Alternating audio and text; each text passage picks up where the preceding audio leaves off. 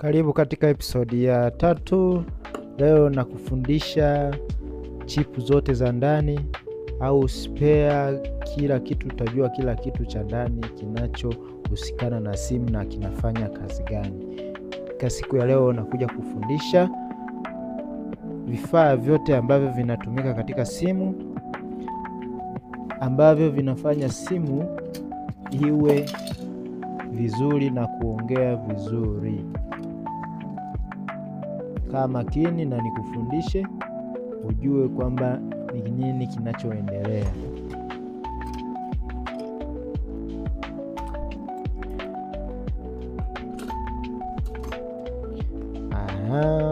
Ngoja kwanza nifungue hii simu ili nikuoneshe vizuri na nikufundishe vizuri, sababu bila kuifungua hii nitakuelezea tu na utojua kwamba hiki ni kipi na hiki ni nini, na ukiwa unatengeneza unajua kwamba hiki ni nini na hiki ni nini na hiki ni nini.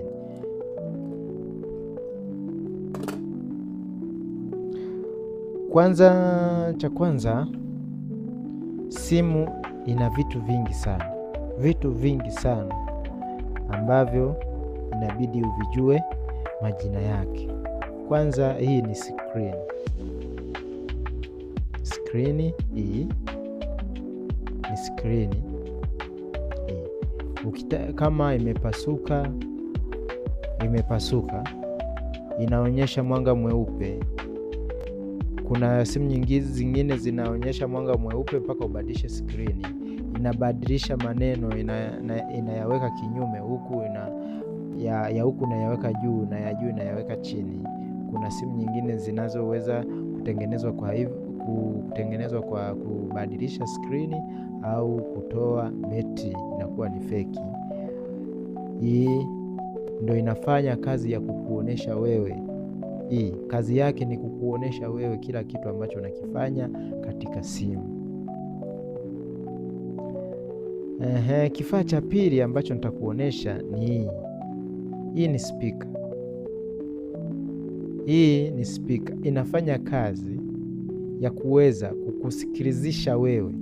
Kama mtu amekupigia, inafanya kazi ya kupiga ule mziki wa kukuita wewe kwamba kuna simu au kuna mtu anakupigia.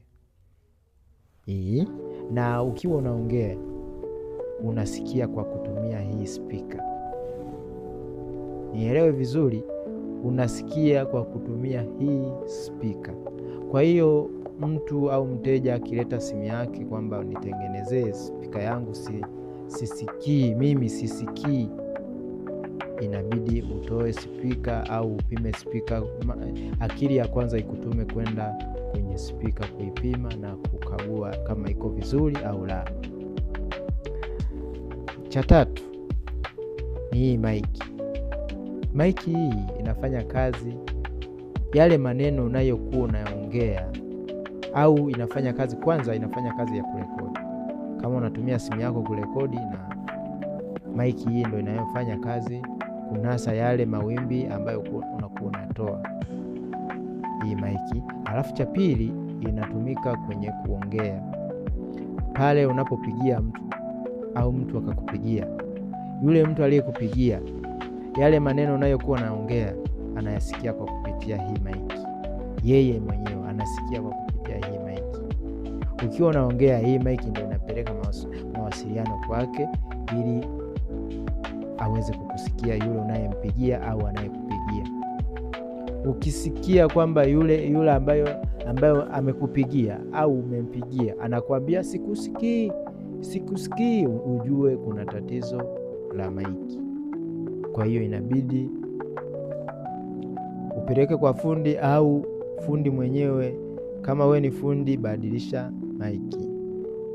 mic, tatizo lako litakuwa vizuri. Ni cha ngapi? Cha tatu, sijui cha 4.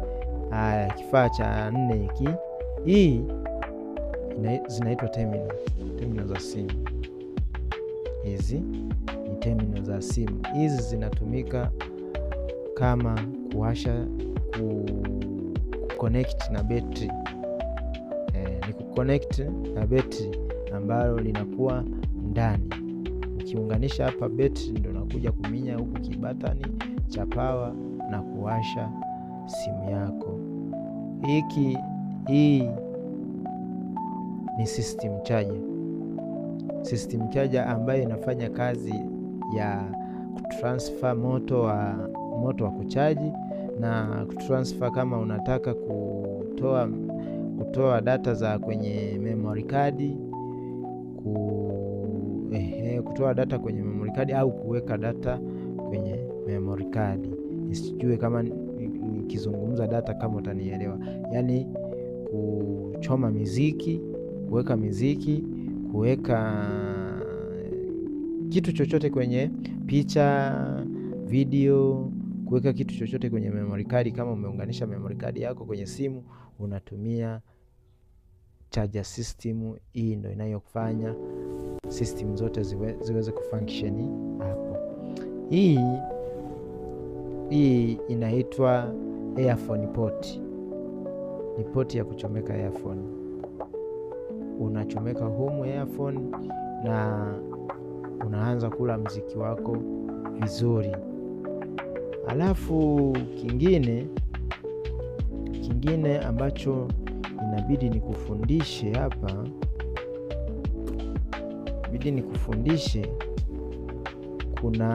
kuna hiki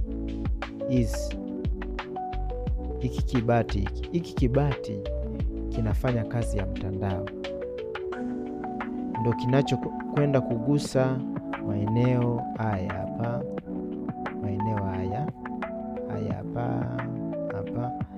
hii grandi na GSM hapa, ndo tunachukua mtandao wetu. Unachukulia wapi? Ndo unakuja kuunganisha kwenye kibati hiki ili mawasiliano yaweze kukamatana au kuconnect mawasiliano ya hapa na huku, upate mtandao ulioko mzuri. Ukiunganisha mtandao hapa kwenye kibati na huku bado haujashika mtandao au mtandao bado haujasoma, njoo huku. Kuna KIC hichi hapa, unakiona hii KIC hichi. Hii KIC unabidi badilisha hiki KIC, weka kingine. Natumaini itafanya kazi vizuri, kwa sababu hiki KIC kinafanya kazi ya mtandao tu. Hakuna kazi nyingine inayofanya hapa, ni kazi ya mtandao tu.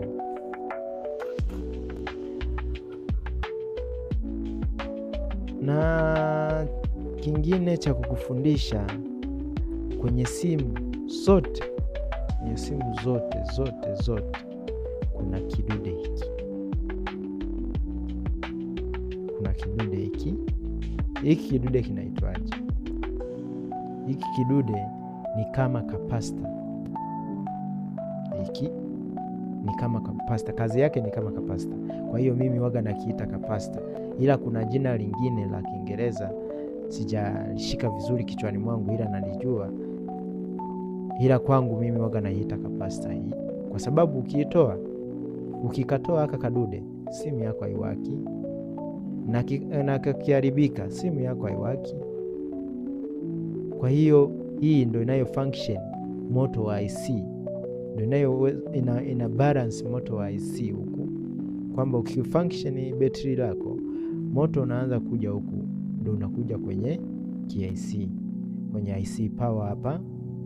Ila ingawa nilikuwa nishaitoa, kwa hiyo sitakuonesha, ila hapa nikikuonesha hapa hivi, unajua kwamba IC power inakuwa sehemu gani. Unaona IC power inakuwa sehemu hii, na kidude hiki kipo hapa, kinaitwa capacitor. Kingine cha kukuonesha, kuna vidude hivi najua kwamba unavijua, ni vya kuweka line hivi. Kuna kingine hichi hapa. Kuna KIC hichi hapa, KIC hichi hichi chenye miguu mingapi, mitatu huku, mitatu na huku. Hiki kiIC kina function kwenye system charger, kina function huku, ndo kinachoweza kusapoti moto wako. Charger za simu waga zinavusha moto wa 5.0, yani ni voltage 5.0. Kwa hiyo hiki kiIC kinashusha moto, ambavyo betri inabidi ipokee moto wa 4.1 voltage, yani 4.1 voltage, ili betri lolote lile lina la simu, lakini sio mabetri mengine. Siseme lolote ukaja ukasema na mengine. Betri la simu yoyote linaingiza moto, linawekwa moto wa 3.7 voltage. Chaja yako inakuwa na voltage ya 5.0, kwa hiyo inabidi iwe kubwa. Kwa hiyo ikishakuwa kubwa, ndio inakuja IC ina regulate, inapunguza zile voltage kuja kwenye 4.1 au 0.2, ili betri lako liweze kujaa vizuri zaidi. Huko tumetoka. Kuna kingine kimesaulika hapo. Mimi natumaini tumemaliza katika vifaa nilivyokuwa nataka nikuoneshe. Kama kuna kifaa kingine nimesahau, niandikie katika comment, piga picha, uweka kwenye comment pale, nitakusaidia. Utaniuliza kwamba hiki ni nini, nitakusaidia na nitakwambia kinafanya kazi gani.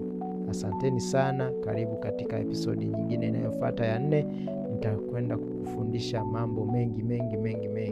Nitaenda sasa kutoa kitu kimoja kwa vile vyote ambavyo nimekufundisha. Nitaenda kutoa kimoja ili uweze kujua ufundi wako vizuri zaidi na zaidi. Asanteni sana. Usisahau kucomment, usisahau kulike, usisahau kusubscribe katika channel hii, ili tukiposti na episode nyingine uwe wa kwanza kupata ile episode au mafunzo hayo. Bye bye, wakati mwingine.